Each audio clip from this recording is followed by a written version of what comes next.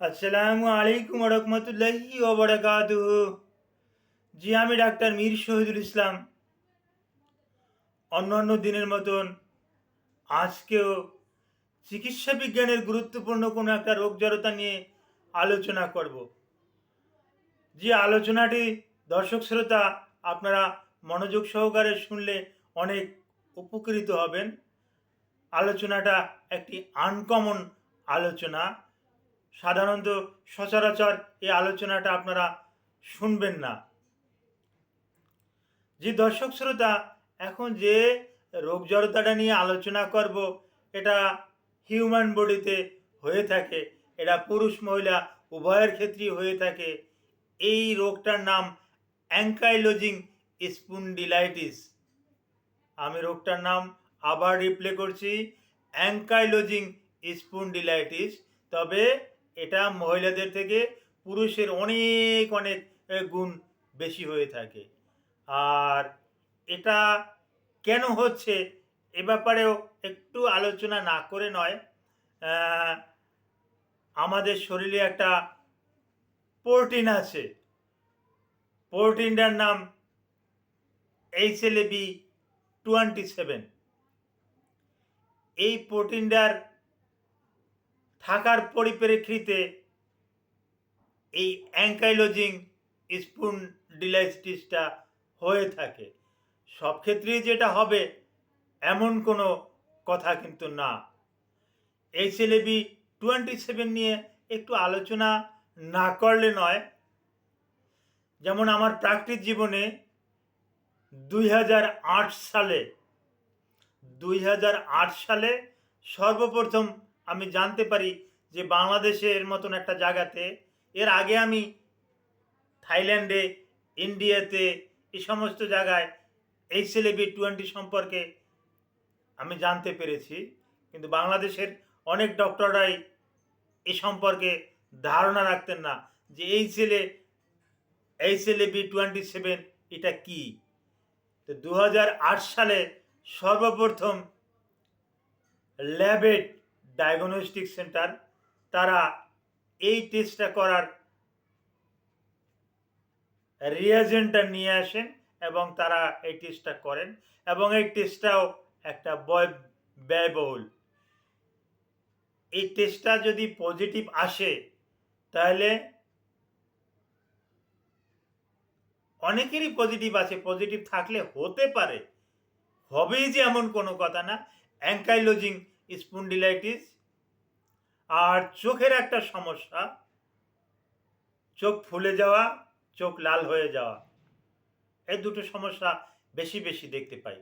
তো যাদের চোখে চোখে অ্যালার্জি ভেবে, ক্রনিক কনজাংটিভাইটিস ভেবে antihistamine, anti allergic, anti steroid এই জাতীয় ওষুধ যারা ব্যবহার করেন তাদেরও কমে না, তখন ধরে নিতে হবে যে তার HLA-B27 পজিটিভ আছে। তো এটাও রেয়ার কেস, সর্বক্ষেত্রে যে তা না। তো 2008 সালে বাংলাদেশে সর্বপ্রথম HLA-B27 এই পরীক্ষাটি শুধু ল্যাব এইডে করা হয়। আর ল্যাব এইডের শাখা তো বাংলাদেশের সব জায়গাতে ছিলও না, হয়তো বিভাগীয় শহরে ছিল, আর ওই বিভাগীয় শহরেই এই পরীক্ষাটা করা সম্ভব হতো।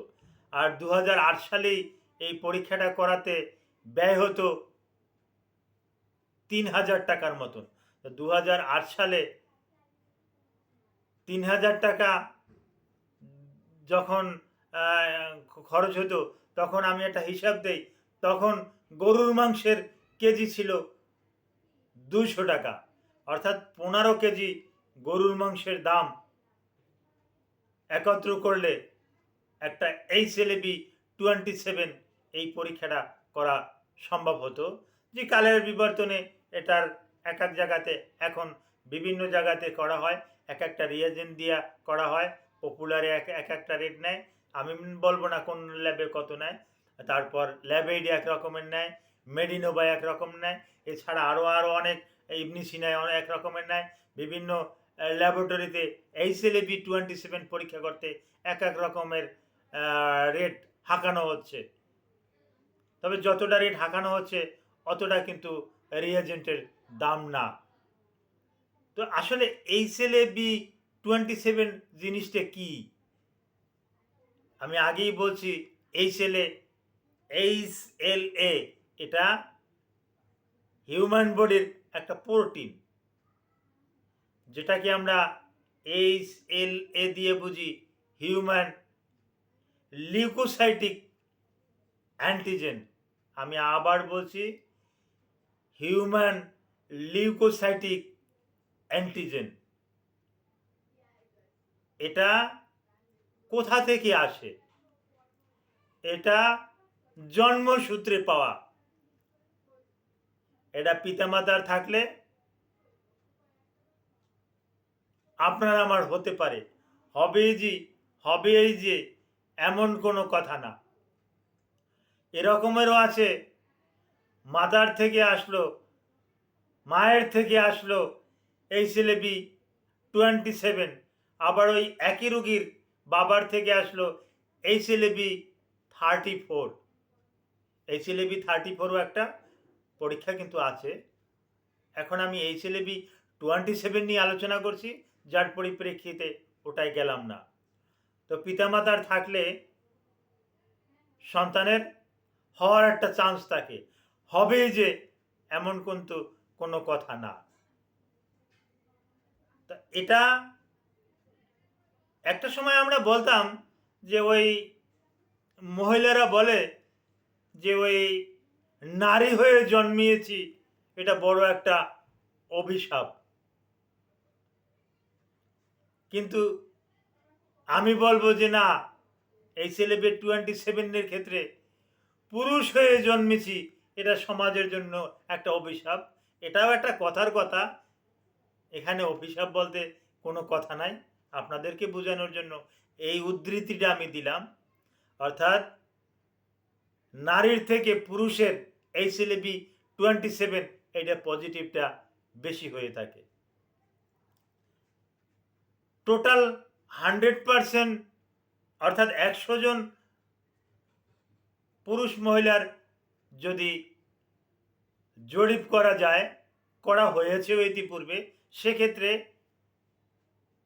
ওয়ার্ল্ড হেলথ অর্গানাইজেশন বলতে আছে 8% রোগীরই শুধু HLA-B27 পজিটিভ। তার ভিতরে